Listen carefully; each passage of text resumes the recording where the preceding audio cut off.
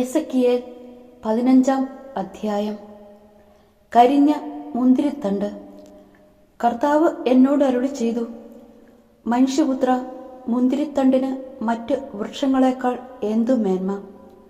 അതിൻ്റെ ശാഖകൾക്ക് വനത്തിലെ വൃക്ഷങ്ങളുടെ ശാഖകളേക്കാൾ എന്ത് ശ്രേഷ്ഠത?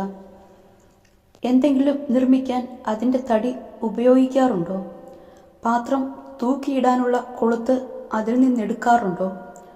വിറകായി തീയിലിടുമ്പോൾ അതിൻ്റെ രണ്ടറ്റവും കത്തി മധ്യഭാഗം കരിഞ്ഞാൽ അത് എന്തിനെങ്കിലും പ്രയോജനപ്പെടുമോ? മുഴുവനോടിരുന്നപ്പോൾ അത് ഒന്നിനും ഉപകരിച്ചില്ല. അത് കത്തിക്കരിഞ്ഞ ശേഷം വല്ലതിനും ഉപകരിക്കുമോ?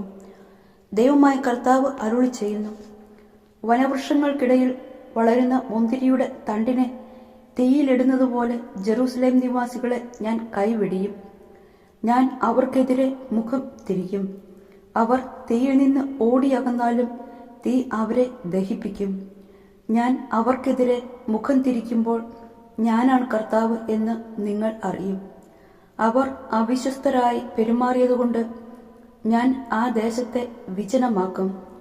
ദൈവമായ കർത്താവ് അരുളി ചെയ്യുന്നു.